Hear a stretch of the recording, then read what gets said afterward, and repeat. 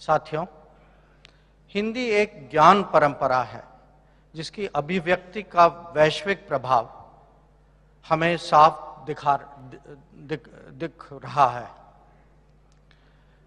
फिर भी मेरा मानना है कि यह एक अवसर भी है जब हम समकालीन युद्ध में अंतर्राष्ट्रीय संबंधों के संदर्भ में हिंदी की महत्व को और भी बढ़ावा देना चाहिए।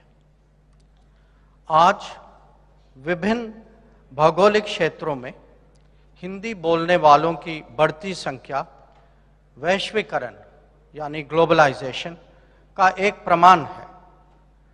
माइग्रेशन और मोबिलिटी कोई नई बात नहीं है और फिजी स्वयं इसका एक जीवंत उदाहरण है।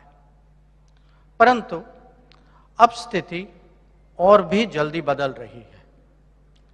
आधुनिक अर्थव्यवस्था से जुड़ी अपेक्षाएं कौशल के और सरल प्रवासन यानी इजी माइग्रेशन को प्रोत्साहित करती रही हैं। वास्तव में ज्ञान व्यवस्था की प्रगति के साथ साथ विश्व को प्रतिभा दैट इज टैलेंट की बढ़ती मांग के लिए तैयार होना ही होगा। हम में से कई लोग विदेशी परिवेश से पहले भी जुड़े रहे हैं, आगे भी रहेंगे, वहाँ काम भी करेंगे, हो सकता है कि घर भी बसाएंगे। ऐसे में यह जरूरी है कि उन लोगों की पहचान और विरासत पर ध्यान दें जो अपने मूल संस्कृति से दूर हैं। और इन मुद्दों पर बल देने के लिए भाषा को केंद्रित करना एक प्रभावी तरीका है, क्योंकि भाषा एक अभिव्यक्ति से कहीं बढ़कर है।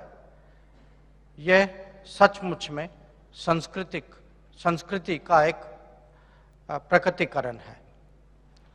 हम सभी को यह भी समझना होगा कि वैश्वीकरण का मतलब एक रूपता यूनिफॉर्मिटी नहीं है, बल्कि विश्व की विविधता को स्वीकार करने से ही हमें इसका पूर्ण रूप से पहचान पाएंगे, लाभ उठाएंगे। सोचिए इसके बारे में। लोकतांत्रिक विश्व व्यवस्था का यही वास्तविक अर्थ है। हिंदी भाषा को प्रदर्शित करने वाले सम्मेलन इस दिशा में एक प्रभावशाली कदम है। हमारा समारोह प्रकट करता है कि भाषा न केवल पहचान की अभिव्यक्ति है, बल्कि भारत और अन्य देशों को जोड़ने का माध्यम भी है। जब भाषा और संस्कृति का संगम दुनिया देखती है तो विश्व कल्याण के लिए यह अच्छा ही तो है। पिछले 75 वर्षों में विश्व भर में हुई परिवर्तन का आकलन करते हुए हम मानते हैं कि अंतर्राष्ट्रीय व्यवस्था में एक पुनर्संतुलन रीबैलेंसिंग हो रहा है। यह होना ही था, क्योंकि अधिक से अधिक देशों ने इस युग में स्वतंत्रता प्राप्त की है। प्रारंभ में इसका स्वरूप ज़्यादा आर्थिक था, लेकिन जल्दी ही इसका राजनीतिक पहलू भी सामने आने लग गए। इस प्रवृत्ति से धीरे धीरे व्यापक बहुध्रुवीयता माने मल्टीपोलैरिटी बहुध्रुवीयता उत्पन्न हो रही है। लेकिन अगर इसका तेजी से विकास करना है तो आवश्यक है कि सांस्कृतिक पुनर्संतुलन कल्चरल रीबैलेंसिंग भी हो। वह युग पीछे छूट गया है जब प्रगति को पश्चिमीकरण के समान माना जाता था। माने the era when we equated progress and modernity with westernization is behind us.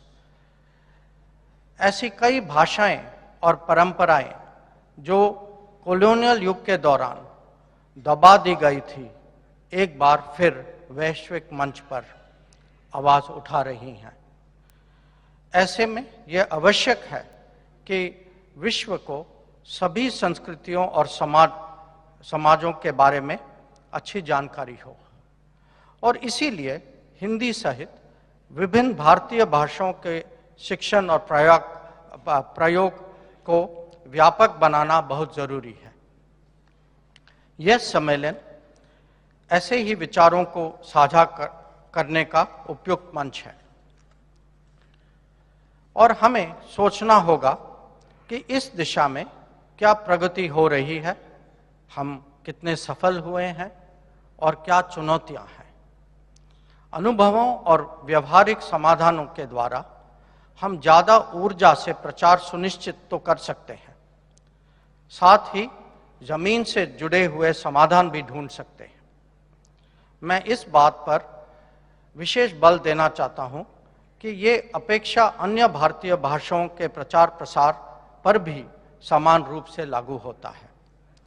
जैसा कि मैंने पहले भी कहा, भाषा और संस्कृति साथ साथ चलते हैं।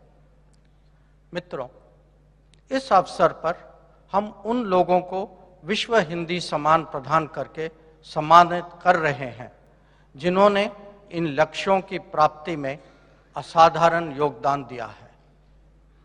वो हम सब के लिए प्रेरणादायी हैं और उनकी उपलब्धियां हमारे प्रयासों को और बल देगी।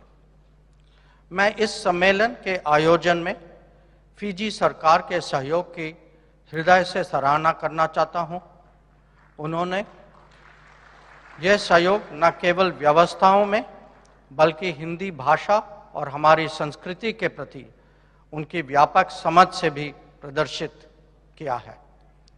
गिरमिटिया दिवस का आयोजन भी एक ऐसा ही निर्णय है जिसमें संस्कृति का गहरा प्रभाव भी है।